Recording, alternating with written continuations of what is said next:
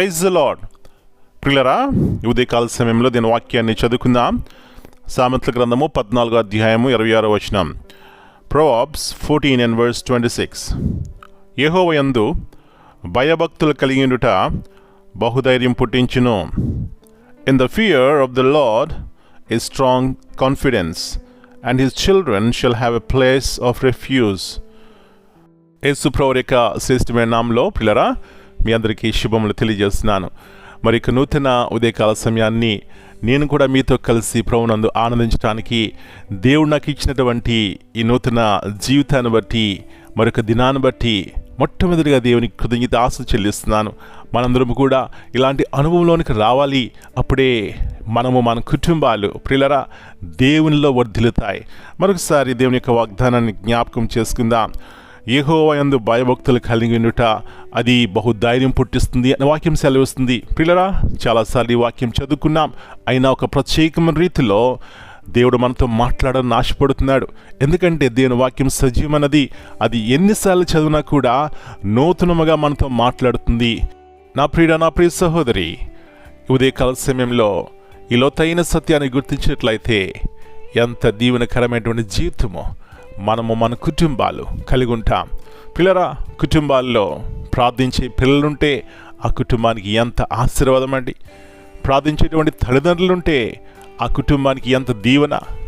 ఎప్పుడైతే దేవుని యొక్క భయభక్తులు మన కుటుంబంలో కలిగి ఉంటాయో ఇలాంటి ఆత్మీయ సహవాసాన్ని కలిగి ఉంటాం. తద్వారా ధైర్యం కలిగి ఈ లోకంలో దేన్నైనా జయించడానికి దేవుడు మనకు శక్తిని బలాన్ని ఇస్తాడు. మనము మన కుటుంబాలు ప్రియులారా పరలోక సంబంధమైనటువంటి ఆనందాన్ని ఈ లోకంలో మనం కలిగి ఉంటాం. అలాంటి ఉన్నతమైన కృప ఉదయకాల సమయంలో ప్రతి ఒక్కరికి దేవుడు దయచేయను గాక. ప్రార్థన చేసుకుందాం. ప్రియా పరలోకపు తండ్రి, పరిశుద్ధమైన దేవా, మరి యొక్క శ్రేష్టమైనటువంటి ఉదయకాల సమయాన్ని బట్టి మీకు వందనాలు చెల్లిస్తున్నాం. మేము ఉదయమున లేచిన తర్వాత మేము ఆశపడతాం, ఈరోజు ఏ కష్టము ఏ నష్టము రాకూడదని, నా జీవితంలో అన్నీ మంచిగా జరగాలని, మరి ధైర్యంగా ఉండాలని, నిరీక్షణ కోల్పోకూడదని, బలమైన వాడిగా ఉండాలని ఆశపడతాం. అవును నాయన, ఈ లోకంలో వచ్చేటువంటి శ్రమలు, శోధనలు, ఇరుకులు, ఇబ్బందులు మమ్మల్ని ఎంతగానో కృంగింపజేస్తాయి. కానీ అంటున్నారు, యెహోవా యందు భయభక్తులు కలిగి ఉండుట బహుధైర్యము పుట్టించును. ఎన్నోసార్లు ఈ సత్యాన్ని లోతుగా గ్రహించుకోలేని కారణం చేత భయం అంటే ప్రోవా ఏదో అలవాటుగా చర్చికి వెళ్ళటం, బైబిల్ చదువుకోవడం, ప్రార్థన చేసుకోవడం ఇది కాదు. కానీ ప్రోవా దేవుడు చేసేటువంటి కార్యములు వ్యక్తిగతంగా అనుభవపూర్వకం ఉండాలి. అలాంటి సాక్ష్యం కలిగి ఉన్నప్పుడే ఓ ప్రోవా ఎలాంటి గొప్ప ఆశీర్వాదకరమైనటువంటి జీవితం మేము కలిగి ఉంటాం. అలాంటి సాక్ష్యము ప్రతిదినము కూడా మా పిల్లలకు దయచేయండి.